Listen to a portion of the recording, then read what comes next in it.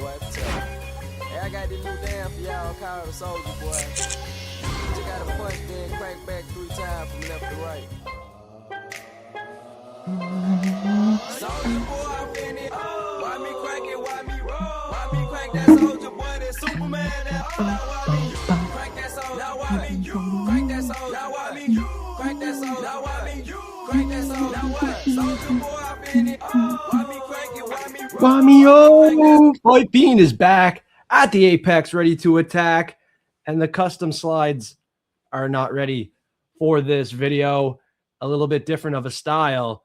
I might still be hungover from UFC Freedom 250 at the White House. What a wicked event. I was live for the watch party, almost 7 hours. It was a ton of fun with MMA Toad.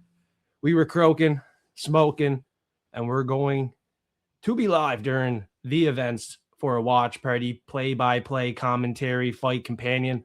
So check out the live streams. Friday, too, we're live for the Prop Fiends, 9 p.m. Eastern Time.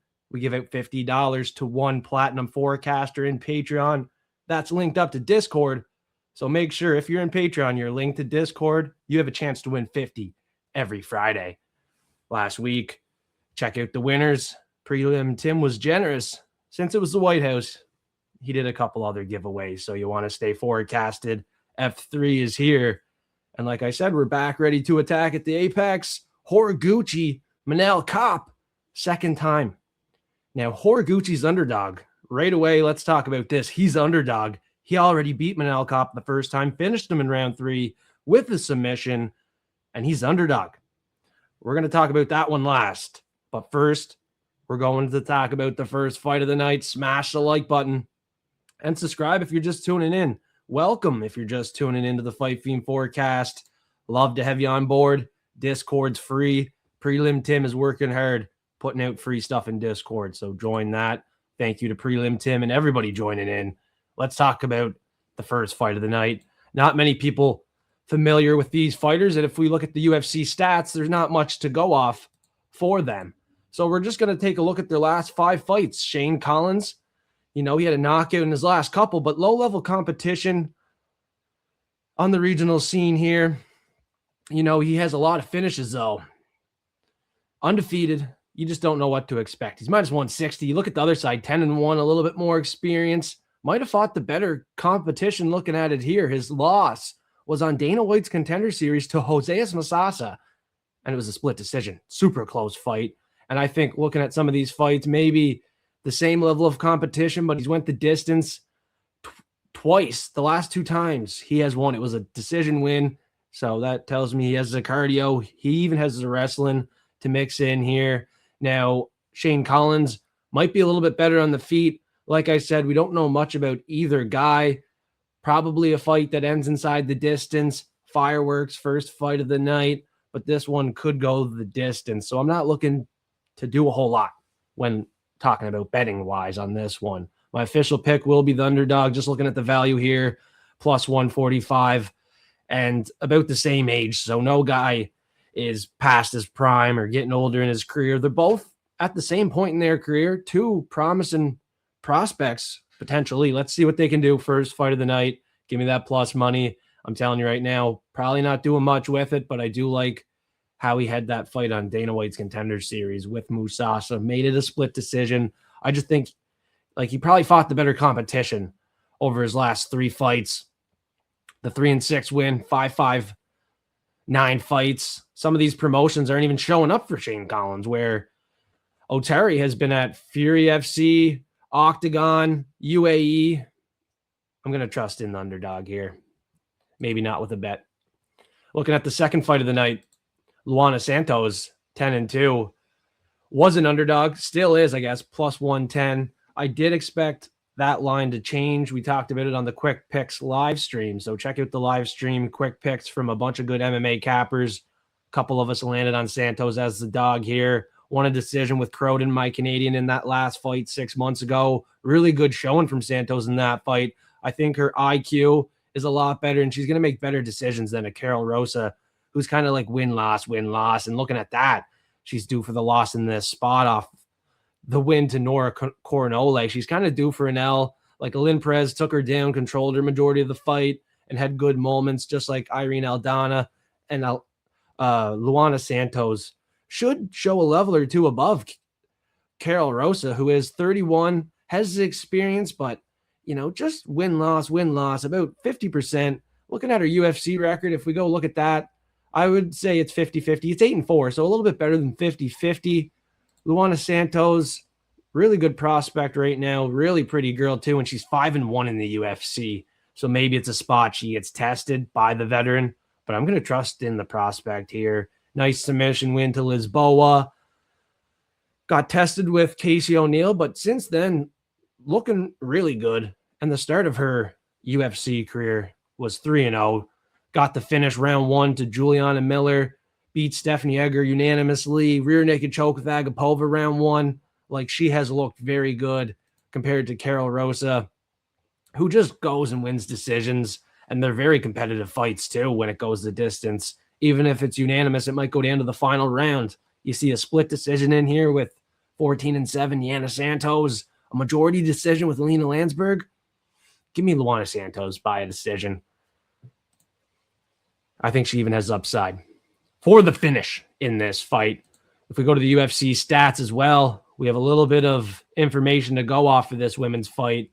So let's flop over to this UFC stats indicator here. Looking at Rosa on the feet, she's landing more per minute. Maybe not as accurate with those strikes, but we're seeing that accuracy. Not the accuracy, we're seeing the volume from Karol Rosa. Maybe the accuracy will be better from Luana Santos in this fight. Strikes absorbed.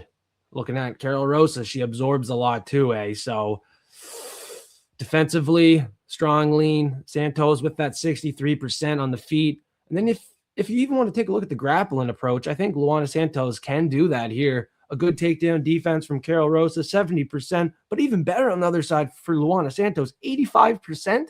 I don't really know why she's the underdog. They both average a 50% takedown accuracy. Santos is way better defensively, and I think she does have the ability to control any positions on the ground. Averages 2 takedowns a fight. If either girl is going to shoot a takedown and have success, it's going to be Santos, and she should flip to the betting favorite.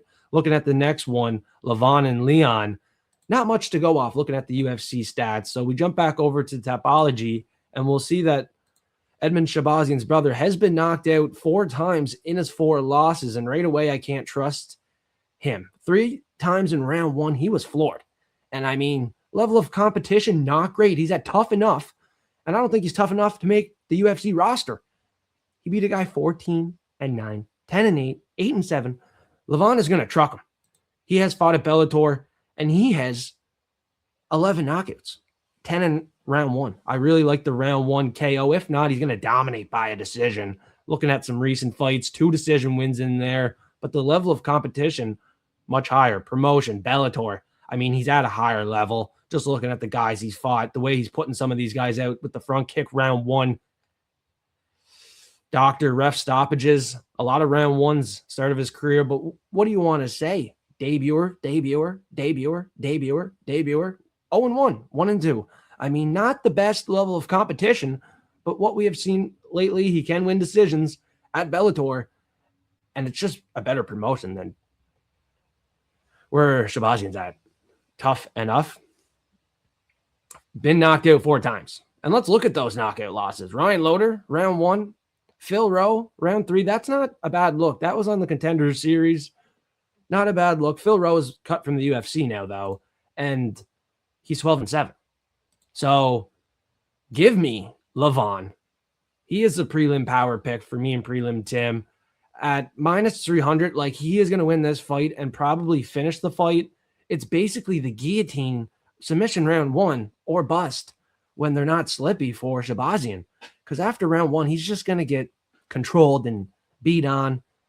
And you're going to see the damage on the side of Shahbazyan. So I feel bad for him. He's probably getting knocked out here in this fight. If not, he's completely getting rinsed and repeated by Levon. Chokheli in this fight from Georgia. We took the Georgian in that first fight too here. So that's kind of why I took Otari in that first one. Plus he's underdog. Now we're taking the minus 300 favorite. I think they're both on the prelims early together. to get the win. So maybe we can parlay them together at the Apex. Now, the next fight, Michael Aswell Jr. and Gaston Bolanos. Pretty good fight here. It's going to be a banger. A lot of striking in this fight. I don't see either guy mixing in any takedowns. Aswell will be the guy to mix in any takedowns because on the feet, Bolanos can bang, and that's basically his path to victory. He has the knockout power, but we're not seeing it lately. He lost 2 fights. Tough competition. Marcus McGee for sure, and Quang Lee choked him out. So on the ground, he definitely has a disadvantage here, almost against anyone. He's a boxer, Bolanos, and he's kind of baloney. Where Aswell is going to be the better boxer. He's going to push forward, have the high volume, accuracy, and even can mix in a takedown if he needs to. He knocked out Almeida. That was a good win. And his other fights, although he's not winning, lost a decision to Oki, Riley, still good showings. In a loss, it's still a good showing, still a good performance, and I think they want to keep him around.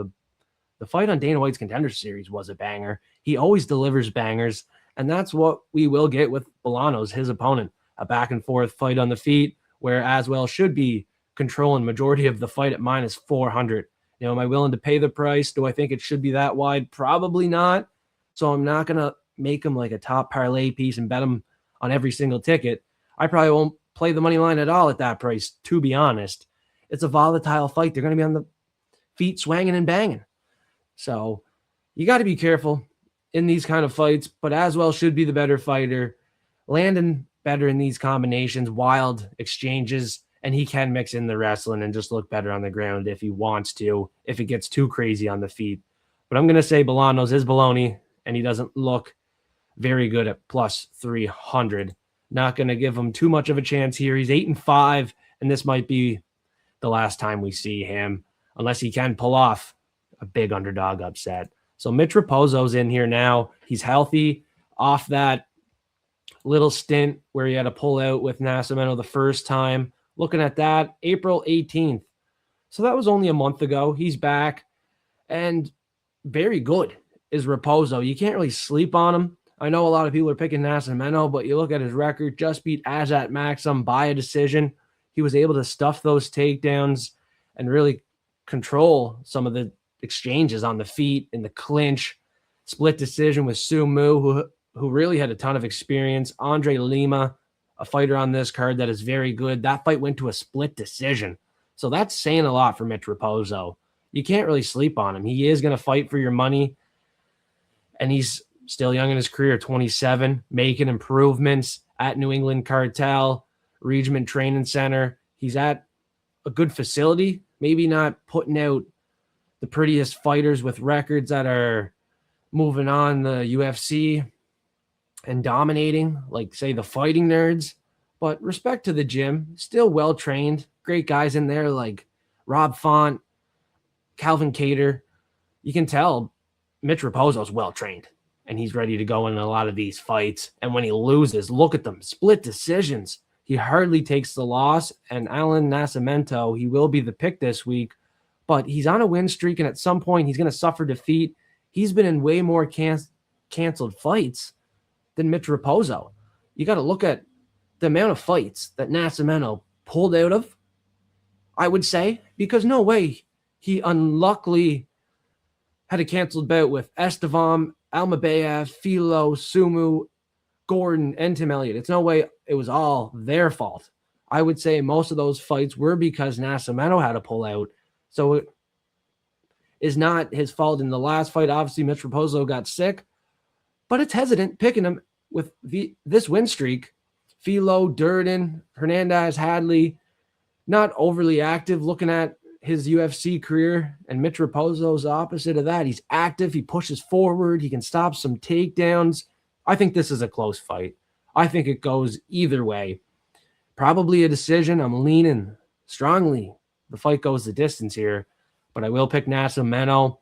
He's just fought the better guys and beat them on a good win streak. When he lost, it was a split decision too. The last 3 fights he lost were split decisions. Very tough guy to beat is Nascimento. All losses by a decision, 3 by split, 3 unanimous.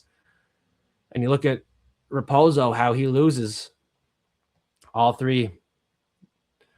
No, 2 split decisions, and then he got submitted once.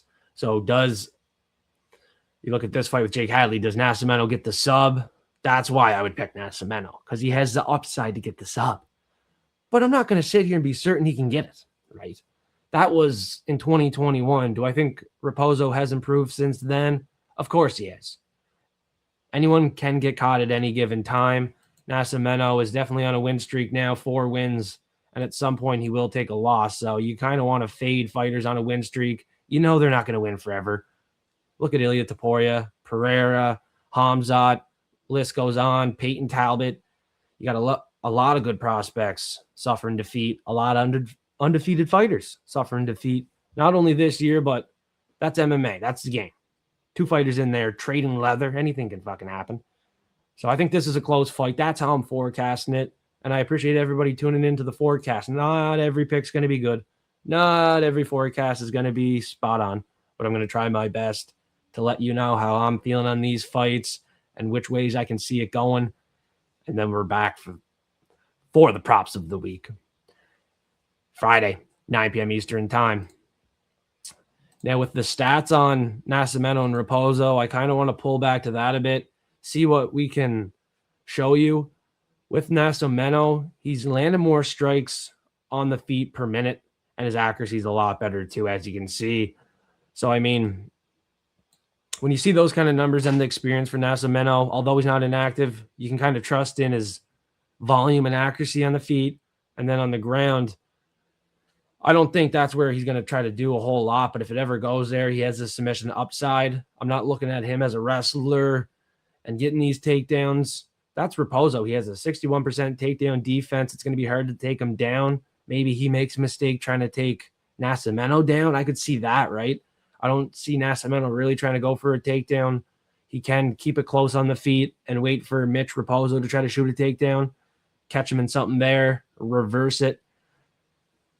That's how Nascimento has control on the ground. I don't really see him going for the takedowns and stuff like that. He's probably going to reverse something and be very slick with it. And if Raposo makes a mistake, we know Nascimento is so dangerous on the ground. Looking at how he can finish the fights, 22 wins, 16 by sub. Not someone you want to be swimming on the ground with too long, right? So I don't mind if Raposo tries to take him down. Nascimento's the pick. Will I play it maybe in like a parlay leg or something like that down the card? Not near the top 3-5 most confident picks of the night. But this whole card in general, it's a very low-level event at the Apex. Some of these names unfamiliar with. A lot of them here don't have much experience in the UFC. Probably Karol, Rosa, and Luana Santos. They both have over 5 fights. Other than that, like debuters in this one and that one. So first fight, third fight, you got 4 debuters. And just a lot of low-level names. But the last fight, big implications on the line for the flyweight division. And then some interesting fights, bangers throughout the card. Spots where we can make money for sure, but we have to be sharp. This is not a card to go crazy on. There's not confidence everywhere. And there's not really good prices. You got to pay some chalk in spots. This might be like a prop type of party here. Friday, come back, 9 p.m. Eastern time. We'll talk about the props of the week. Try to have a party, get paid with those. Looking at the money line, tough to pay the price with some of them here. I might even do like a double chance with Nascimento if I ever play it, right? Decision or submission. Try to juice up that money line a little. Now, the next one is Bia Mesquita, undefeated with Melissa Mullins. And this is a big price to pay. We're talking about minus 600 if you want to play it on the money line. Really tough to do. You need like multiple other parlay options.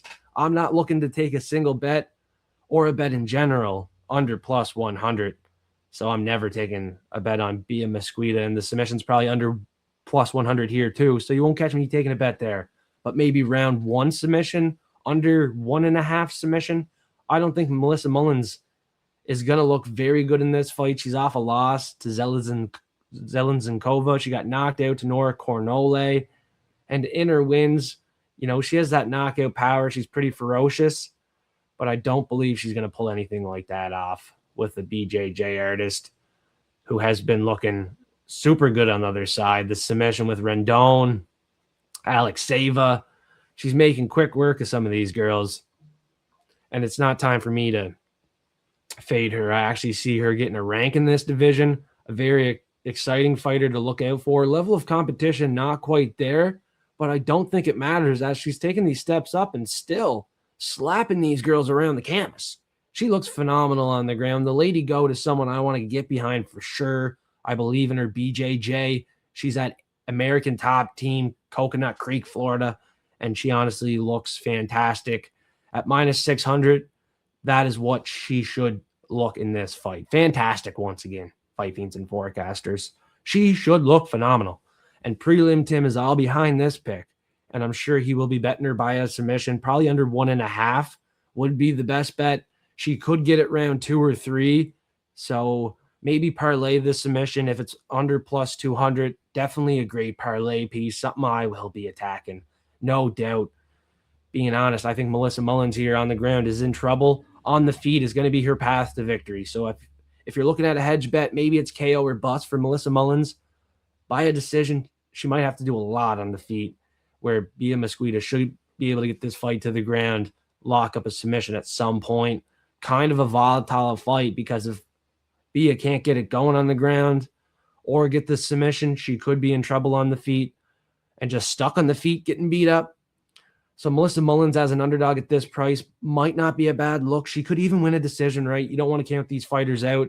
And it's so volatile with Bia being solely reliant on that sub and getting it to the ground. So if that doesn't happen, it's a completely different fight on the feet. And at this price, I don't think you want minus 600 on all your parlays.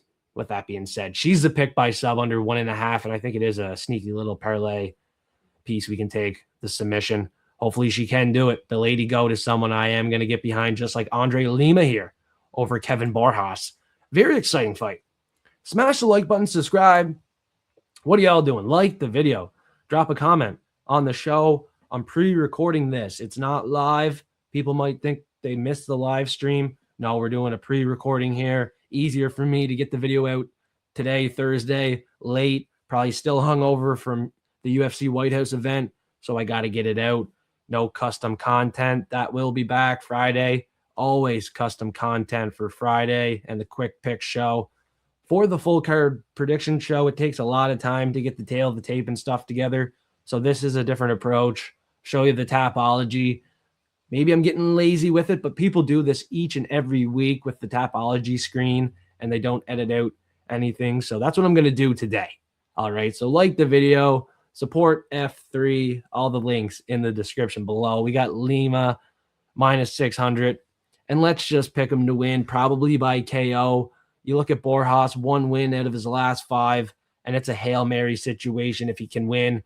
On the feet, he's in trouble. He just got knocked out in his last fight, and he got knocked out to Alessandro Costa, which is where I think Lima will take advantage. You look, he got the sub in his last fight, won a couple decisions. He even got bitten one fight, which was a DQ, counted as a knockout, TKO, DQ.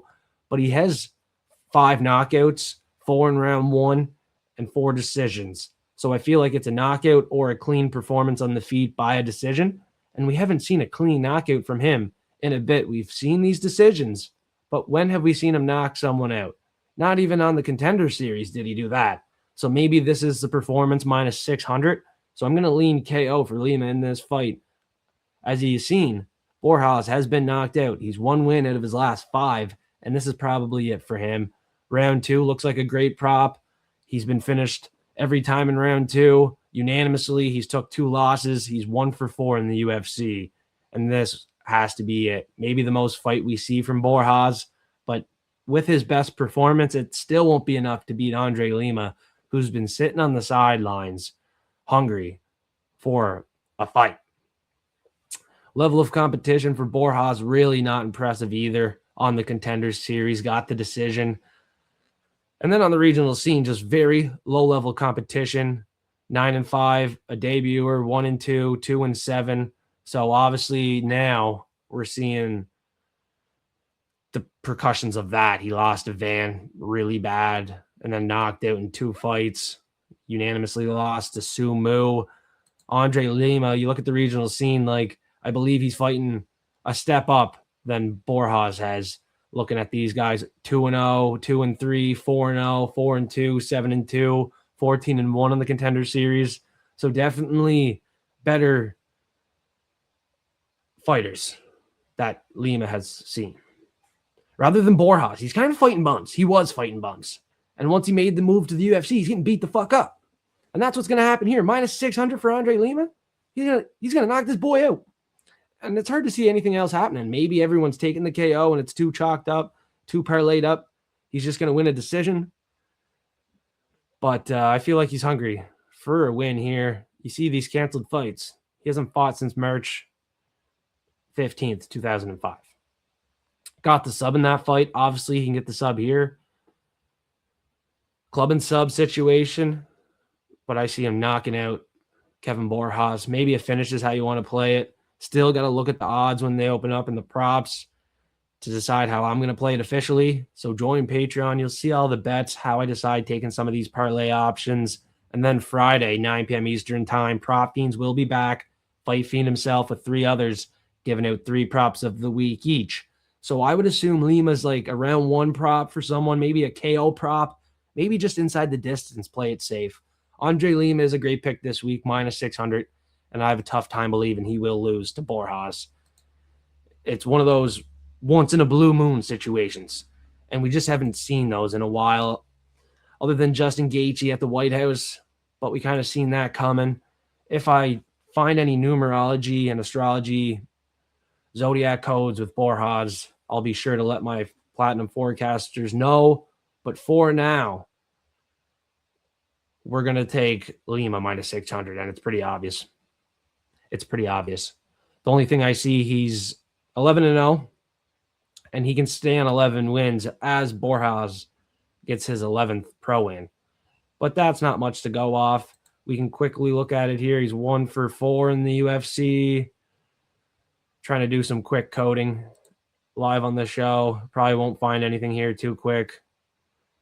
Can fall 4-1 versus someone that was 1-4 in the UFC. Stays on 4. UFC wins as Borjas stays on 4 UFC losses. I know. We all know anything can happen. What am I saying? We all know anything can happen inside of this cage. That's why I like doing the numerology and astrology approach to some of these fights. You can find some spots that no one else is really approaching or thinking about. So with Justin Gaethje KO, it was a Zodiac pick, and the KO was the play. Luckily, I bet it thanks to the Zodiac. But Derek Lewis didn't hit, so they don't always hit. You got to manage the bankroll wisely, just like with any strategy, right? With every strategy, you should manage your bankroll wisely and be smart with your money. Don't bet what you can't afford to lose. Don't bet the house on it. I know the saying, oh, let's put the house on it. No, don't put the house on it. Don't bet what you can't afford to lose. And you probably can't afford to lose your house. So stop sitting on the keyboard acting like you're tough, because you ain't. You'll be on the street. How tough are you on the street? Right? Be smart. Minus 600. Is it even worth, like, minus 600 for him and be a Mesquita? You got to ask yourself, is it worth putting a bunch of money on them at minus 600? Where's the money you can make there at minus 600?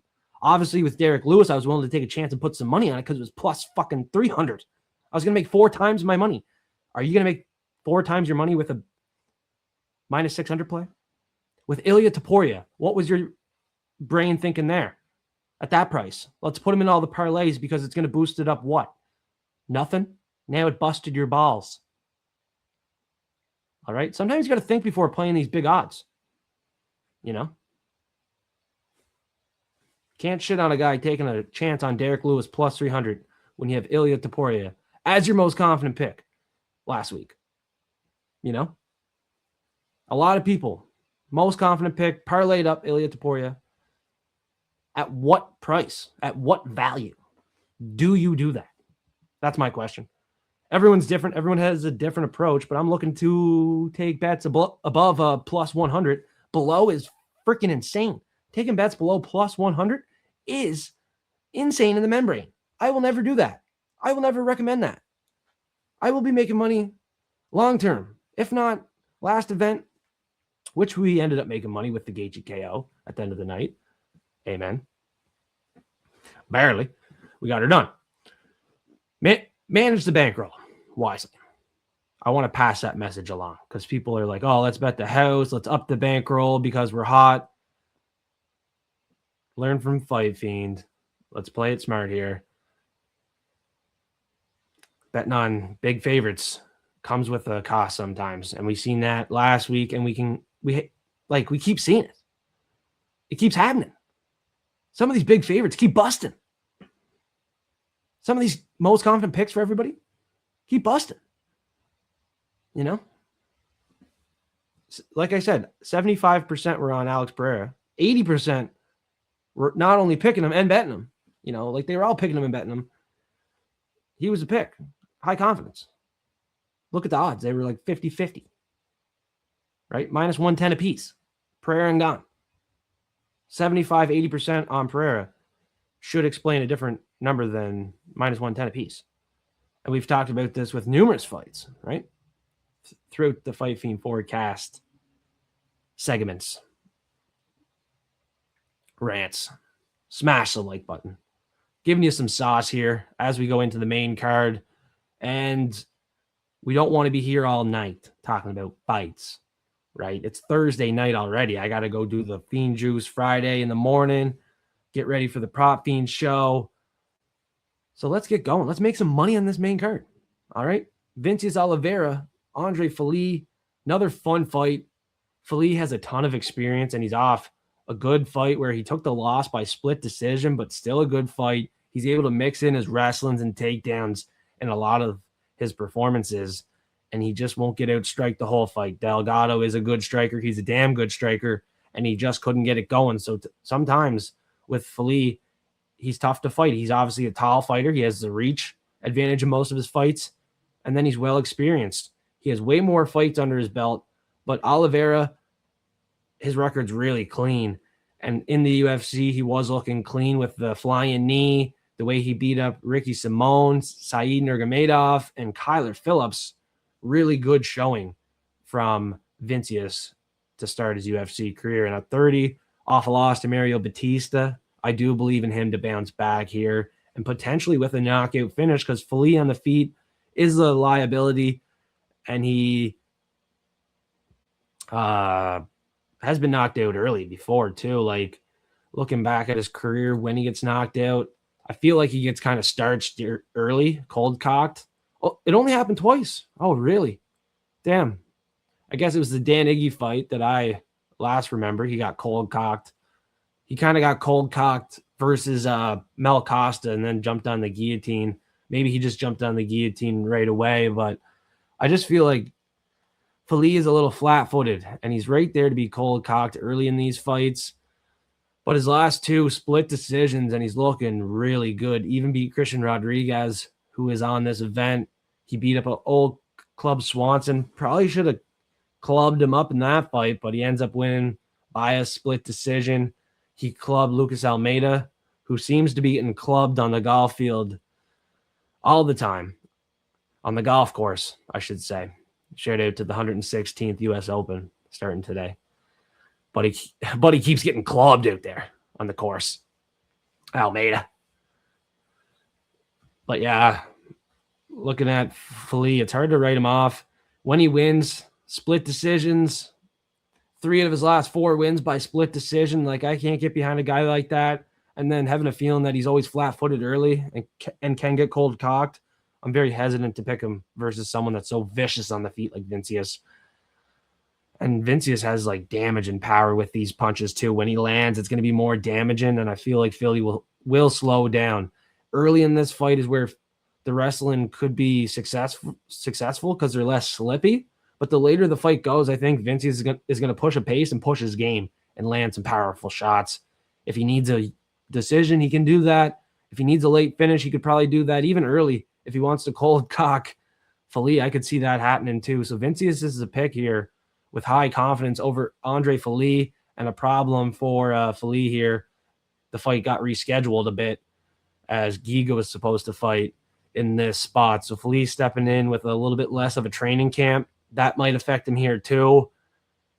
And his UFC record is 50-50. So he's not really someone that's testing a lot of these guys. Although lately he's looked a lot better, he does have a track record of basically 50-50. And Vinicius is a lock dog. He is a dog. He can grind late in fights. He's always pushing the pace, and he has those damaging shots. Looking really good. The fight to Mario Batista is no batter on his career or how he's done so far. That's just a little hiccup in his career. I had him to lose that fight, actually. I knew that was going to be a tough one. He was going to suffer defeat at some point, but now I believe he will bounce back and bark as a favorite. Lock dog is the play, and potentially a lock of the week. I really like the spot. I don't want to write off Andre Fili yet, so I don't know if he will be an official lock of the week, but definitely a really good parlay piece. Something I'll look at betting. Vinicius Oliveira at the Apex. Really like the spot for him. And the debuter here, Murtazali Magomedov. Murtazali.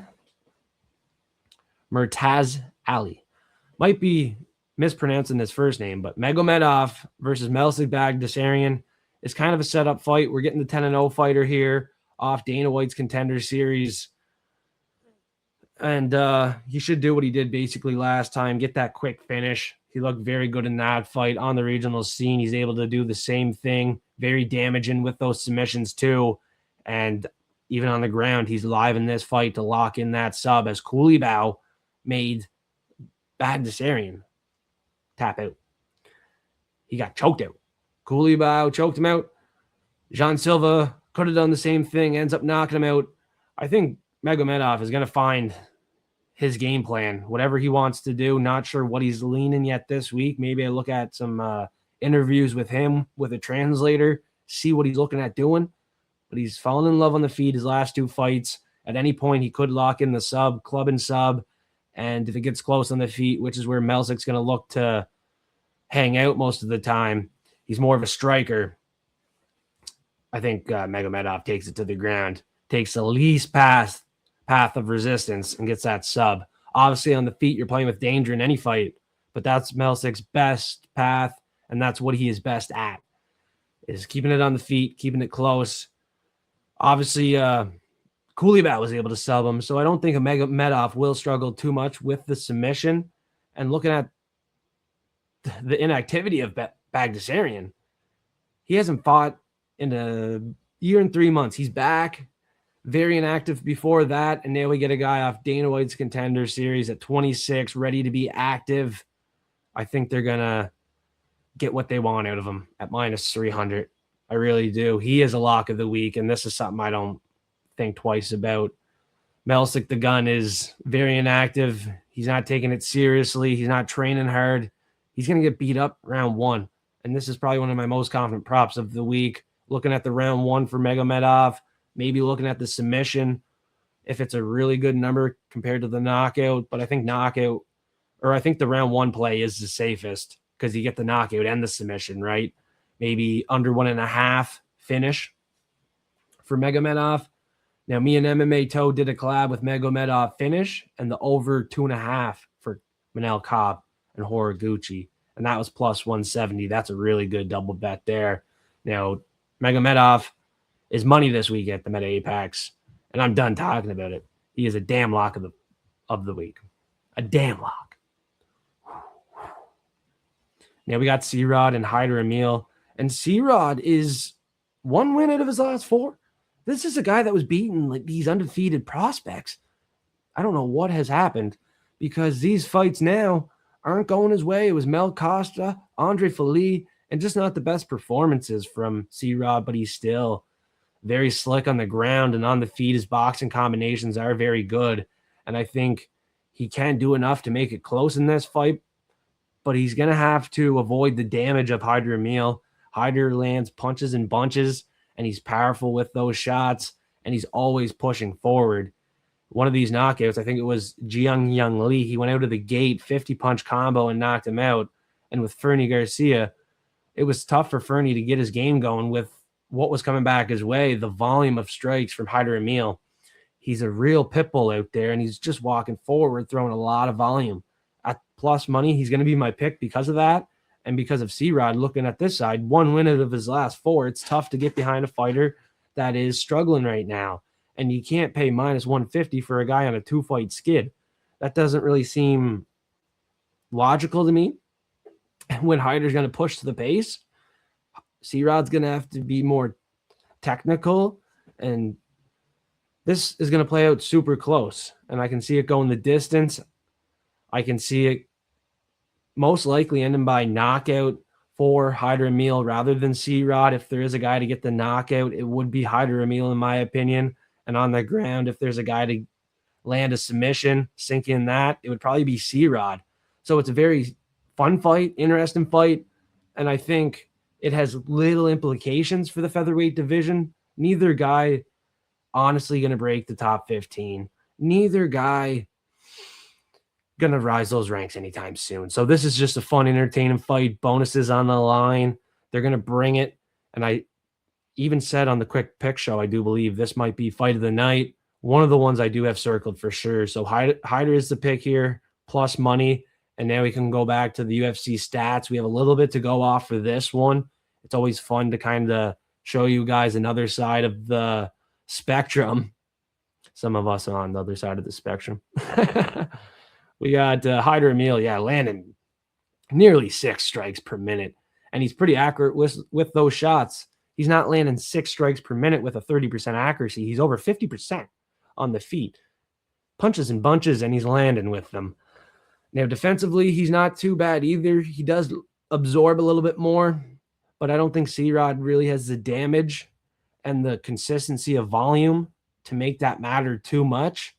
He might have to grapple in this fight. He only has a 40% accuracy when he's looking to grapple.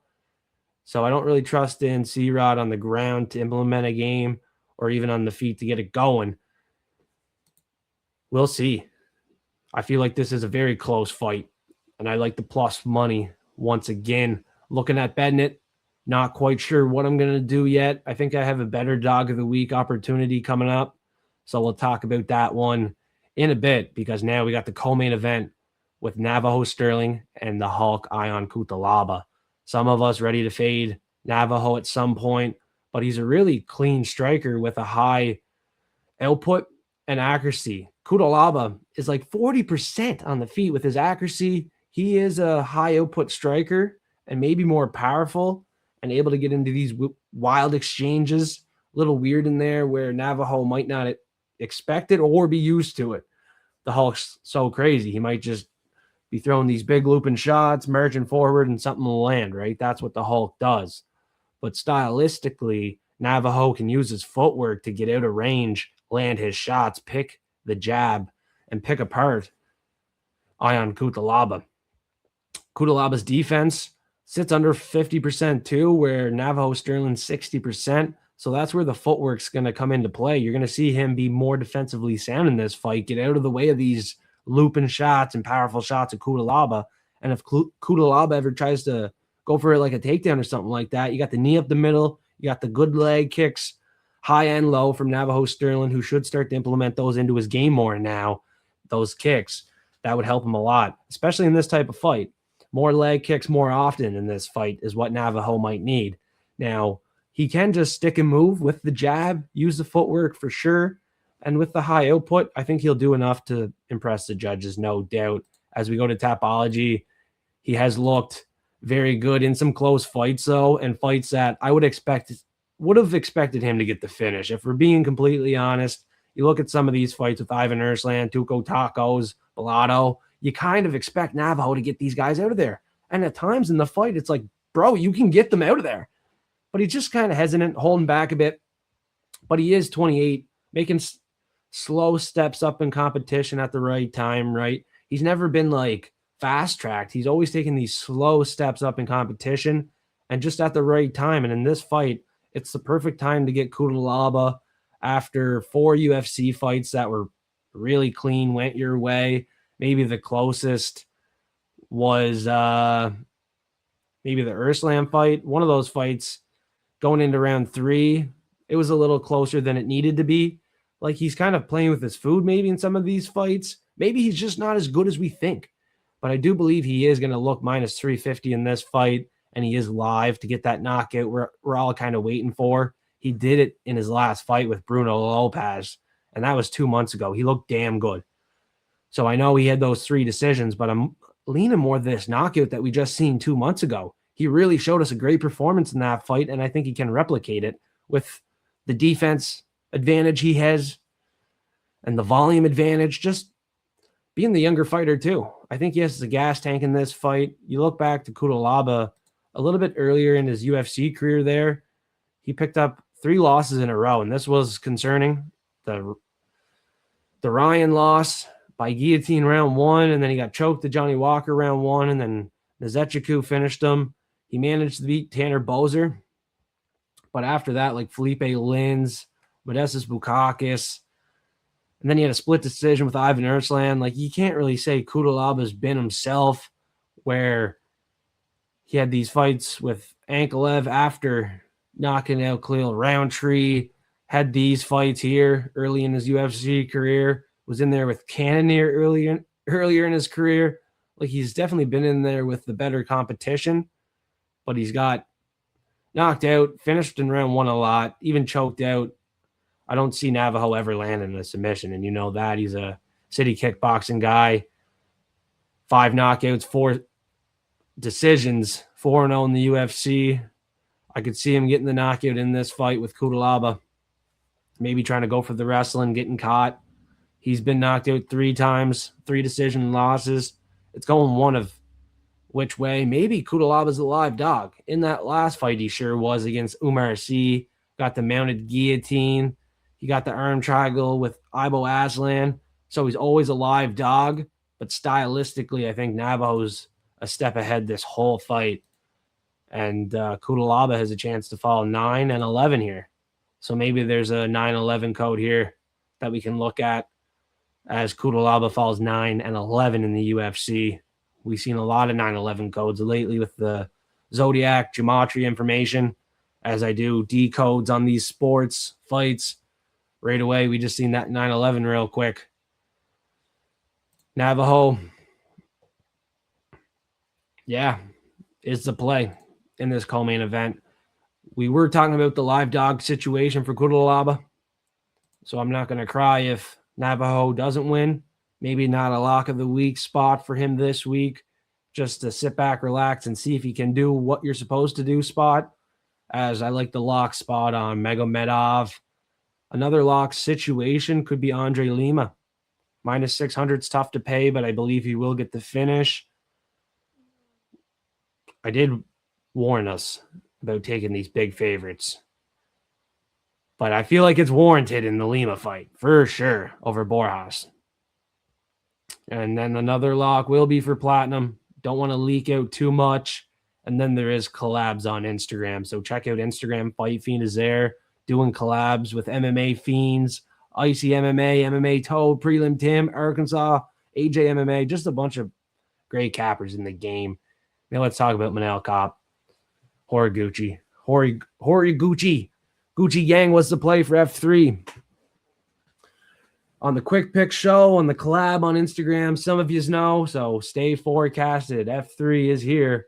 Horiguchi should not be an underdog in this fight after beating Manel Kape the first time by finish, round 3 sub. I think he is on a massive win streak. How many wins? 7 wins in a row for Horiguchi. So that is a big win streak. Karate Kid coming up clutch. 14-1 in Rise and 9-1 in the UFC. Hard to believe he's the dog.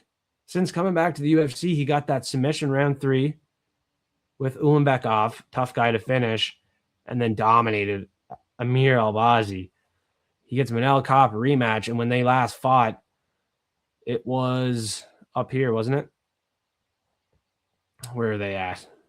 Kai Asakura, Pettis, Patchy Mix. Look at the guys that Horiguchi has fought.